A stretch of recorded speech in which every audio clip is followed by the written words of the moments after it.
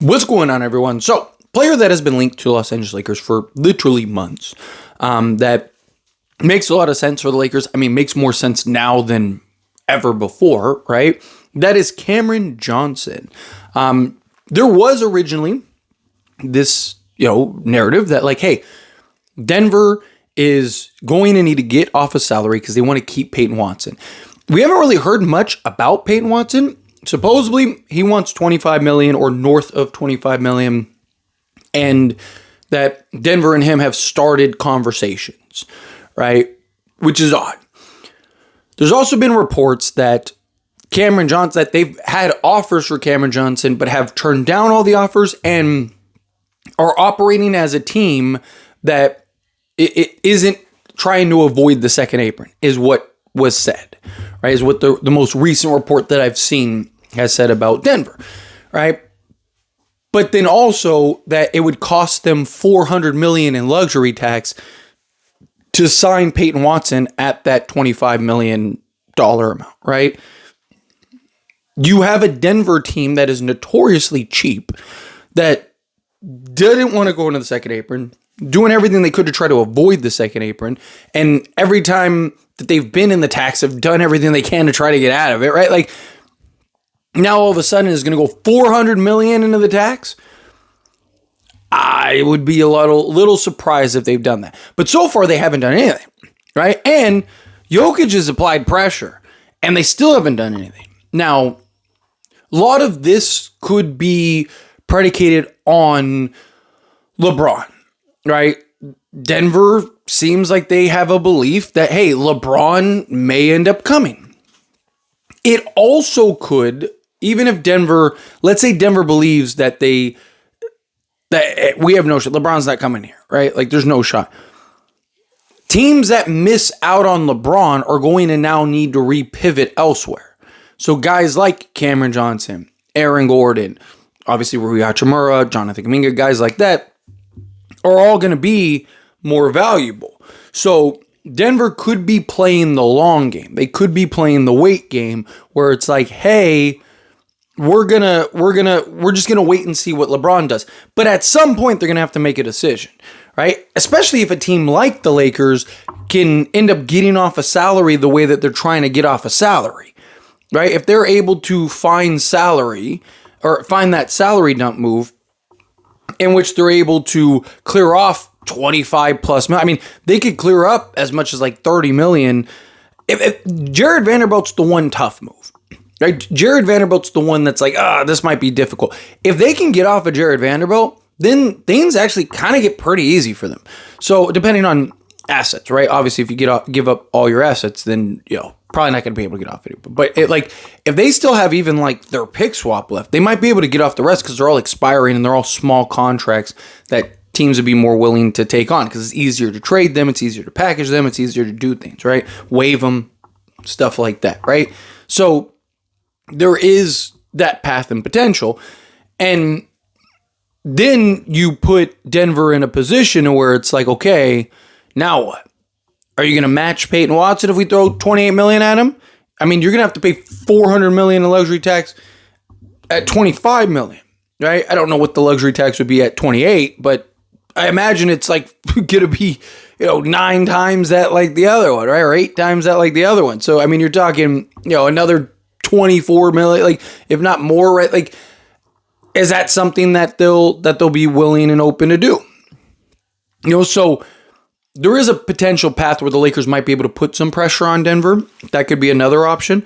And all of a sudden it's like, hey, let's work something out. But Cameron Johnson, I wanted to say all that before we get into the Cameron Johnson side of things, just because, bringing everyone up to speed on the Cameron Johnson scenario. As far as Cameron Johnson, going and trading for Cameron Johnson, I still think that makes a lot of sense. Obviously, now that you're cap strapped, right, things are a little more, things have changed, right? So you don't have as much leverage as you did, right? And Denver's trying to get under the cap, right? They're trying to get under the, again, they're trying to stay under the second apron, but they're trying to shed salary. Like, they don't want to, like, oh, hey, let's take $30 million in salary, right? The whole idea is to get off of Cameron Johnson's contract, or as much as they can, get off of Jonas Valanciunas, Spencer Jones, guys like that, and try to free up as much space. The most that the Lakers could take back is like $7.5 million. So Cameron Johnson is at 23. Let's just call it $24 million to be safe. So he's at $23 million, 62. Well, I guess this would work. So you have a couple options. You could do Jared Vanderbilt and Dalton Connect, send those two for Cameron Johnson. And, that's just under, just under $17 million. And then, like I said, you could take on $7.5 million. You'd actually have a little left over, which is good because you want to have as much as you can, because you can't go into the first apron. You need to be able to sign players and stuff like that. So now you're doing a 2-for-1 swap. You're bringing in Cameron Johnson. Would they be willing to take on Jared Vanderbilt?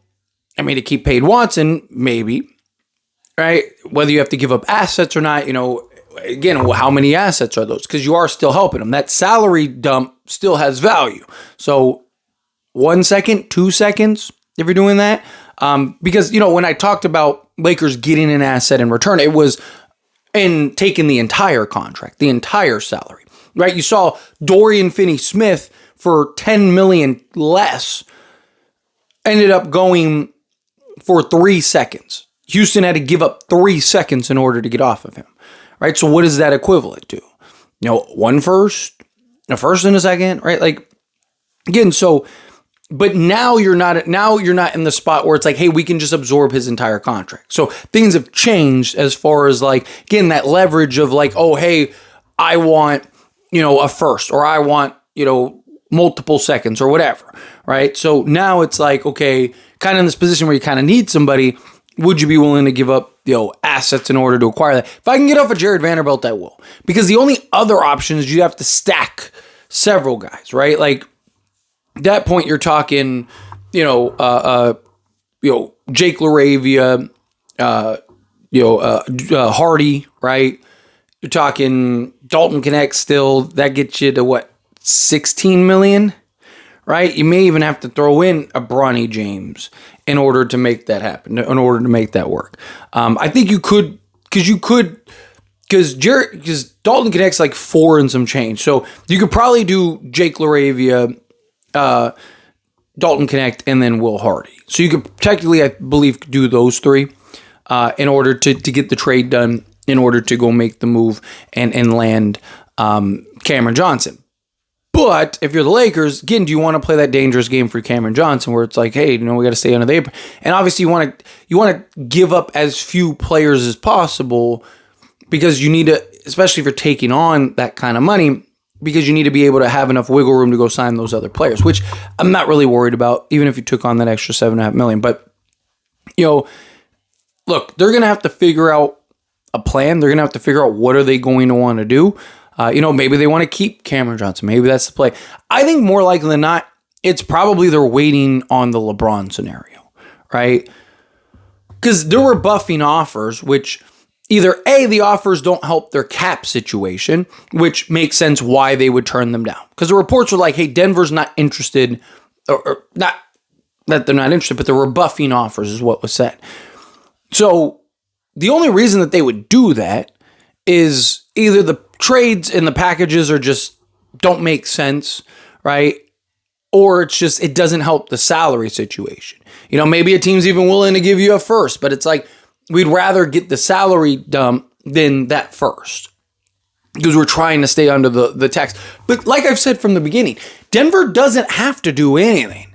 Denver could just pay the money and sign everybody and you're fine, right? But also, do you want to be a second apron team and you lost in the first round? That's another question too, that they're going to have to decide. Is this team good enough as is to, continue to win? Was last year just kind of like one of those years you had guys hurt? It was just a mess. Christian Brown was hurt all year, so he wasn't quite the guy. Peyton Watson was hurt, right? So he wasn't quite. I think these are all things that they're going to have to answer.